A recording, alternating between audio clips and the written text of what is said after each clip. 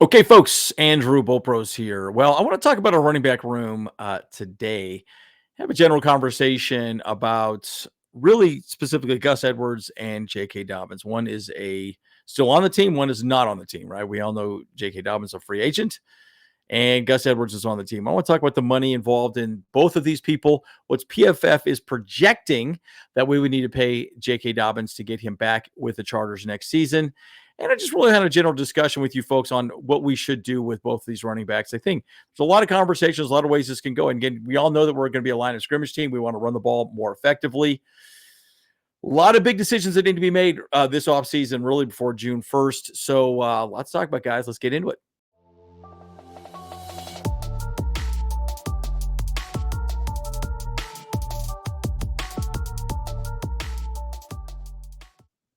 Okay, folks, as always, like and subscribe if you do enjoy the content. I'm Andrew Bopros. Again, smash that like button. Please smash that like button. It really helps us out and it gives us an opportunity to talk more about some of these players. And we're gonna this video is really all about wearing the GM hat. You are Joe Ortiz for a day. What do you do? Now, again, we all know Myles Garrett. I think we're the third team in the NFL in the running to go get Myles Garrett at this point. But I want us to talk about the running back room today. Now, we all know that the Ravens wanted Gus Edwards and JK Dobbins to be the two-headed monster there. Now, again, JK Dobbins was rarely healthy. Gus Edwards was healthy. He did great. Comes to the Chargers, JK Dobbins is healthy. Gus Edwards could not stay healthy. And we all know he had major injury problems all last season. Even in camp, he was never healthy. Never quite got up to the speed and the talent that we know that Gus Edwards has. And it's unfortunate because he's a very good running back. You know that. I know that. Hell, the NFL knows that. So I asked myself this question, right? If we were to let him go, I already did a video on this. If we let Joey Bosa go, we save around $30 million. We let Trey Pipkins go, we save around $6.7 million. We let Gus Edwards go, 3.1, right? So there's a lot of money we could save if we let Gus Edwards go. So ask yourself this question right now. Should we keep Gus Edwards, right? Because right now we're guaranteed to pay him about $4 million at this point, but another $3 million we'd save if we let him walk. So do we keep him or let him go? A lot of money.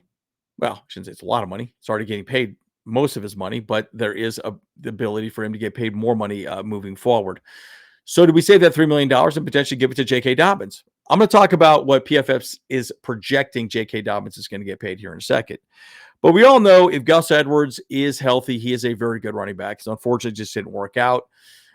I do ask myself this question too. Did he want to be here? I do wonder. I didn't get the best impression that he was really motivated to be on the team. And maybe it was just the injuries. Maybe it was just the coaching staff. Who knows? But I want to get your take on that as well, too. What were your general impressions moving forward with Gus Edwards?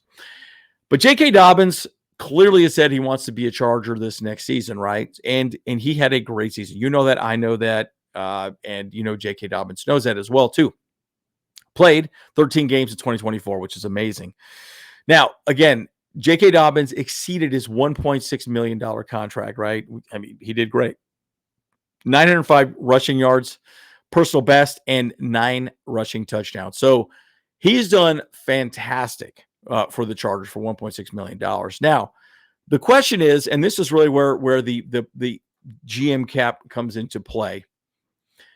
PFF is projecting Dobbins will land a 2-year deal, and it's very common for especially running back with injuries, worth around $7 to $8 million max.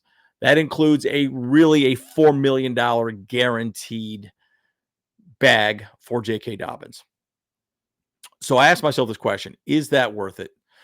I ask you, is that worth it? I think it personally is. Now, the real question that Gus Edwards and really Joe Ortiz has to really figure out with J.K. Dobbins is, do you want to run it back for one more year, right? Because give Gus Edwards an entire offseason to be healthy. Guys, this could be a lethal running back room, guys. It can be.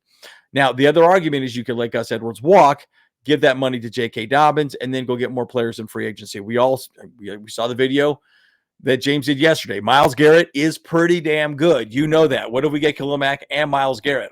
Holy freaking smokes, guys. That would be insane. with Tuli Pelotu and everything else that we've got going as far as edge rushing is concerned.